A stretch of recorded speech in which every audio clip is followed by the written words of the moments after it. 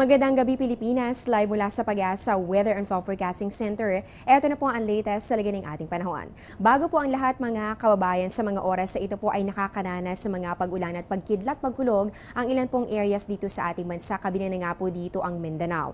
As of 5:44 nga po ng hapon kanina naglabas po ng thunderstorm advisory ang Pag-asa. Ayon po dito nakakaranas po ng pagkidlat pagkulog o thunderstorm. Dito po yan sa Maya, Zamboanga City, Zamboanga del Norte, Misamis Oriental, ganoon din po dito sa may Iligan sa Lanao del Norte at meron din pong nararanasang thunderstorm. Diyan po yan sa may Bukidnon, Agusan del Sur, Basilan at ganoon din po sa may bahagi ng North Cotabato, South Cotabato, Sarangani at Compostela Valley. At ganito po tagtaan po natin kapag po meron tayong thunderstorm advisory, ibig sabihin po nito nakalagay po dito ang mga specific areas na maaari pong makaranas itong mga pag-ulan at pagkidlat, pagkulog at inaasahan nga po natin itong magpapatuloy sa loob po yan ng susunod na 1 hanggang 2 oras. Kaya payo po namin sa lahat ng mga residente na kabilang po dito sa mga lugar na nasa thunderstorm advisory, magdoble ingat po kayo at syempre po natin kakalimutan ng oras-oras na pagbabantay sa lagay ng ating panahon. Samantala, nakalabas na nga po ng ating Philippine Area of Responsibility ang bagyong Glenda na naranasan po natin nitong mga nakalipas sa araw. Bandang alas 8 nga po ng umaga kanina, namataan po ito sa layong 480 kilometers west ng Dagupan City. Pero bagamat nakalabas na nga po ito ng tuluyan ng ating POR, ay inaasahan po natin na patuloy po nitong palalakasin o pag-iibayuhin pa ang southwest monsoon o yung hanging habagat. So ito pong hanging habagat po natin inaasahan natin na makakaapekto partikular na dito po yan sa kanlurang bahagi po yan ng Luzon. Kaya inaasahan po natin sa mga susunod na mga oras dito po sa Metro Manila. Ganoon din po sa Maya, La Union, Benguet, Pangasinan, Bataan, Zambales. Ganoon din po dito sa Maya, Palawan ang pagkakaroon po ng mga occasional rains o yung mga paminsan-minsang pag-ulan. Dulot nga po yan nitong hanging habagat. Pero para naman sa natitirang bahagi po ng ating bansa, asahan lamang ang bahagya hanggang sa maulap na kalangitan na meron lamang pong posibilidad ng mga pulo-pulong pag-ulan o yung mga pagkidlat, pagkulog. Samantala, na-develop na nga po sa pagiging isang ganap na bagyo o tropical depression ang sama ng panahon na nasa labas ng ating Philippine Area of Responsibility. Alas 4 po ng hapon kanina namataan ito ng Pag-asa sa layong 990 kilometers east of northern Mindanao. So yan nga po, ito po ay nasa silangang bahagi pa rin ng ating POR line at yan po ay may taglay na lakas ng hangin na aabot ng hanggang 45 kilometers per hour. At ito po ay halos stationary o halos hindi nga po ito gumagalaw. At ayon po kay Pag-asa Weather Forecaster Jory Lois, maaari pong tuluyan itong makapasok ng ating POR, maaari po nga sa Sabado kung sakali man po na magkaroon ng development sa paggalaw nito. Dagdag pa niya, sa ngayon po ay masyado pa pong malayo ang bagyo para po matukoy na natin ang magiging track po nito. Pero paglilinaw naman po ng Pag-asa, kapag po kasi ganito po nga buwan ng Hulyo, maaari po nga pan-northwest o kaya naman po ay pakanluran o pa-westward direction ang maging movement ng mga bagyo. Kaya patuloy po tayo magbantay kung ano nga ba ang magiging track na tatahaki ng panibagong bagyo. At kanina nga po nabanggit ko nga na napakabagal o halos hindi po gumagalaw ang bagyo na nasa labas ng ating POR. Bakit nga kaya? Ayon po kay Pag-asa Weather Forecaster Jory Lois, may dalawang dahilan po dyan. Ang una, hindi po ito maka-forward dahil nga po meron pa pong kahit papaanong epekto. Ito po nga bagyong Glenda na kalalabas pa lamang ng ating POR kaninang umaga. At ang ikalawa ng pong rason, may presence pa rin po kasi ng ridge ng high pressure area. So yan po hindi po rin makagalaw itong bagyo na ito paitaas. So hindi po siya maka-forward dahil po dito kay bagyong Glenda at hindi rin po siya makagalaw pa northward o pahilaga dahil nga po yan sa presence ng ridge ng high pressure area. Ito po kasi nga ridge ng high pressure area, yan po associated natin sa magandang panahon. Pero ito naman po nga sama ng panahon natin, hindi po sila magsasama kaya po ang nangyayari nagtutulakan o nagkakaroon po sila ng impluensya o epekto sa movement ng isa't isa. So sa ngayon po linawin lamang natin, wala pa namang direktang epekto ang nasabing bagyo at patuloy po nating babantayan ng mga pagbabago sa mga susunod na oras at mga susunod pang mga araw.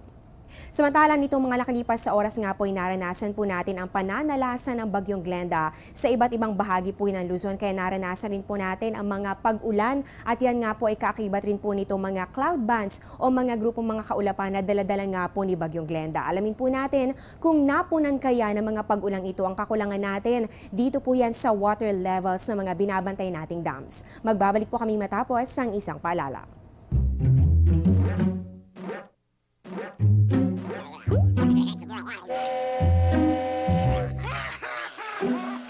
Worried kung nasaan ang package mo? Sa Air 21, worry-free! May real-time SMS updates kaya alam mong status ng padala mo every step of the way. Why worry? Pwede namang worry-free. Sa Air 21, sagot ko, padala mo! Mga kababayan, ng isang bagyo po ay nasusukat po natin sa pamamagitan po ng lakas ng hangin. Pero syempre, meron pa rin po yung dalang mga pag-ulan. Kaya po sa ngayon alamin po natin kung nagkaroon kaya ng epekto ang mga pag-ulang naranasan natin dulot ni Bagyong Glenda. Dito po yan sa water level ng mga dams na atin pong minomonitor. So 3 dams pa rin po ang ating tinututukan. Kabilang po dito ang Magat Dam, ganoon din ang Pantabangan Dam. At syempre, ito pong napaka-importante sa atin, ang Angat Dam. So unahin po natin ang Angat Dam. Ito pong Angat Dam, matatagpuan po natin yan sa Norzagaray, Bulacan, at yan po yung nagbibigay ng higit sa 1 bilyong galon ng tubig. Araw-araw po yan at ganoon din sa 97% ng water requirements para po yan dito sa atin sa Metro Manila at ganoon din sa mga karatig po nating lugar.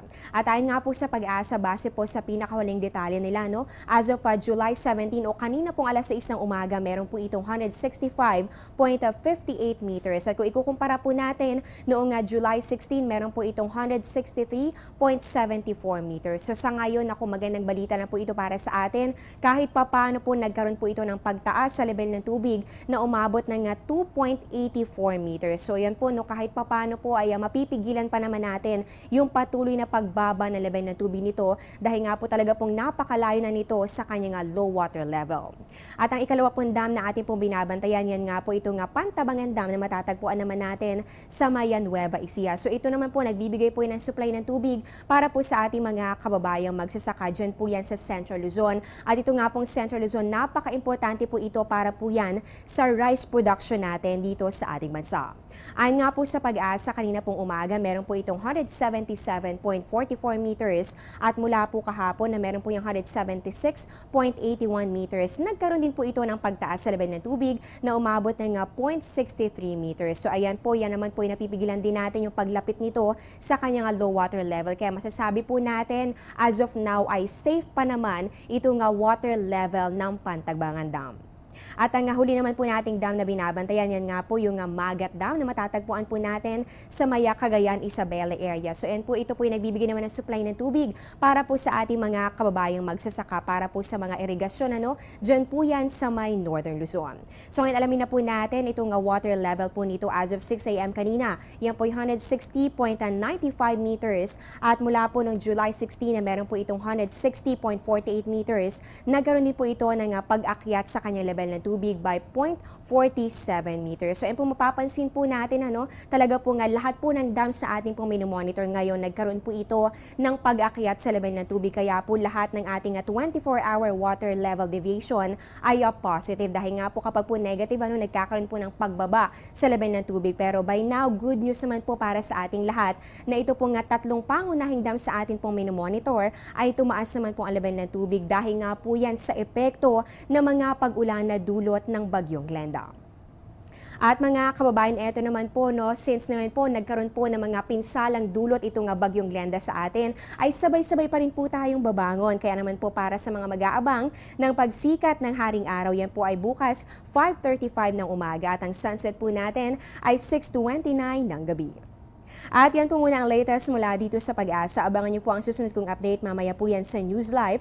Dito pa rin po yan sa Telebisyon ng Bayan. Ako po ang inyong weather lover, Amor Larosa, na nagsasabing ang taong handa at may nahon, kayang lagpasan ang hamon ng panahon. Magandang gabi po sa inyong lahat.